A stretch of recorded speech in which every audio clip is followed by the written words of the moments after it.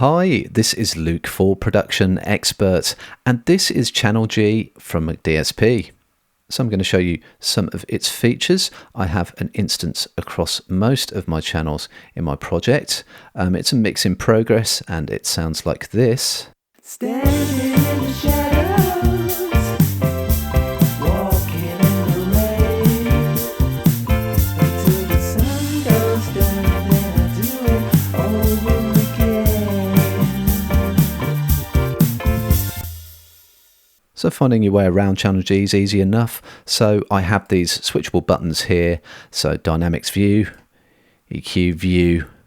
Also got a switch to put my compressor in front of the EQ if I want, and I'll just turn off the curves view just using the plots button there. So it's a good use of space because you can have a compact view if you need it, so you don't have all of the controls staring you in the face the whole time.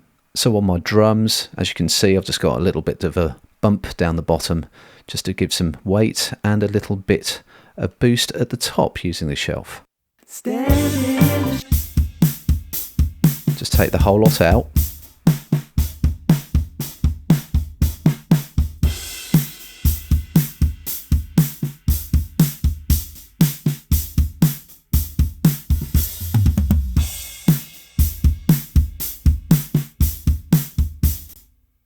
I'm liking the notch feature as well that you get on the HPF. So if you don't need the high pass filter, you can just turn that in and use it as an extra band for some surgery.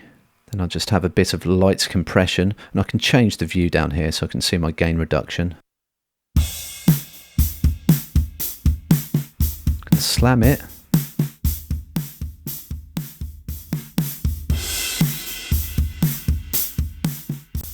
Now what's really cool is I have this feedback feature in the compressor section. So that's for a more kind of classic compressor behavior, which can be a little bit more like having your finger on the fader and listening to the compressed output. So more transparent results sometimes. For now, I'm just going with the feed forward, more modern approach. Over on my keys, I have a much more simple approach going on here. I'm just using a filter and one band of EQ to give me a kind of tilt effect. Just without that. Lock it back in.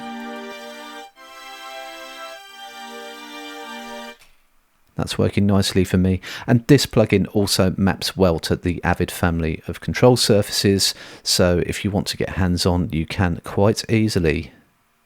So up until now I haven't had any mix bus processing going on. However, I can bring in this instance of Channel G just to give me some broad brush EQ and bus compression.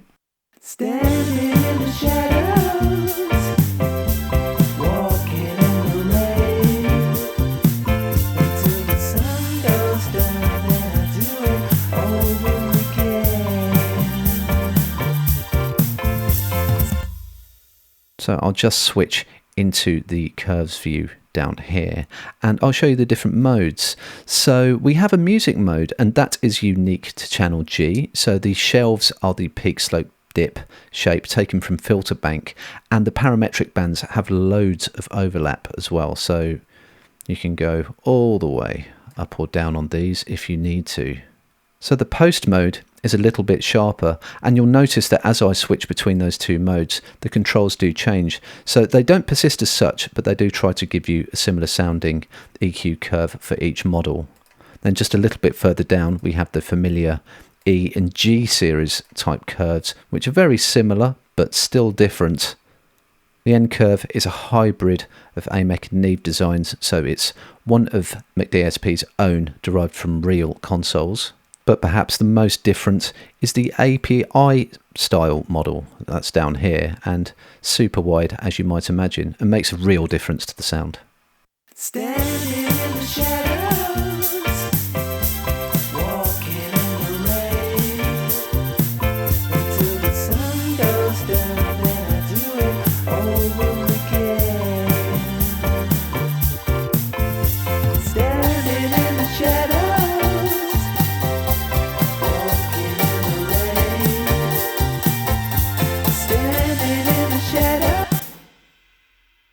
So those are just some of the features in version 7 of McDSP Channel G. Head over to the Production Experts blog to read our full article and to find out more.